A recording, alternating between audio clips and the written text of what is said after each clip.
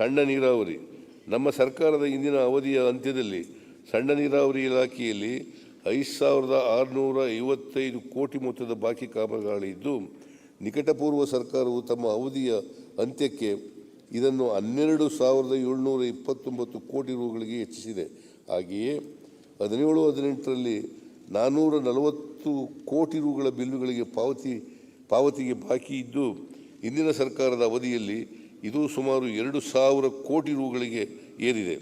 ಇಂದಿನ ಸರ್ಕಾರದ ಆರ್ಥಿಕ ಶಿಸ್ತಿನಿಂದಾಗಿ ಬಾಕಿ ಉಳಿದಿರುವ ಬಾಧ್ಯತೆಗಳ ನೈಜತೆಯನ್ನು ಪರಿಶೀಲಿಸಿ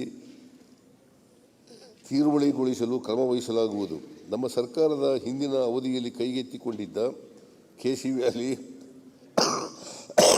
ಮತ್ತು HN ವ್ಯಾಲಿ ಯೋಜನೆಗಳಿಂದ ಸಂಸ್ಕರಿಸಿದ ತ್ಯಾಜ್ಯ ನೀರನ್ನು ಏತ ನೀರಾವರಿ ಯೋಜನೆಯ ಮೂಲಕ ಕೋಲಾರ ಮತ್ತು ಚಿಕ್ಕಬಳ್ಳಾಪುರ ಜಿಲ್ಲೆಯ ಕೆರೆಗಳಿಗೆ ನೀರು ತುಂಬಿ ಈ ಜಿಲ್ಲೆಗಳ ಪ್ರದೇಶಗಳಲ್ಲಿ ಅಂತರ್ಜಲ ಮಟ್ಟ ವೃದ್ಧಿಗೊಂಡು ರೈತರು ಸಂತಸಗೊಂಡಿದ್ದಾರೆ.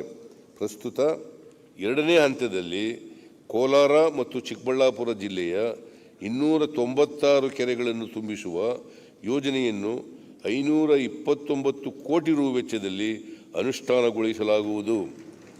ಕೆರೆಗಳ ಸುತ್ತ ಜೀವ ಪರಿಸರವನ್ನು ಉಳಿಸಿಕೊಂಡು ಅವುಗಳ ಪುನರುಜ್ಜೀವನಗೊಳಿಸುವುದಕ್ಕಾಗಿ ಕೆರೆಗಳ ಬಳಕೆದಾರರ ಸಂಘಗಳನ್ನು ಬಲಿಷ್ಠಗೊಳಿಸಿ ಕೆರೆ ಅಭಿವೃದ್ಧಿಗೆ ಪಾಲುದಾರರನ್ನಾಗಿ ಮಾಡಿ ಜಲ ಬಳಕೆ ಮಾಡಲು ಅರ್ಥಪೂರ್ಣ ಯೋಜನೆ ಸಿದ್ಧಪಡಿಸಲಾಗುವುದು.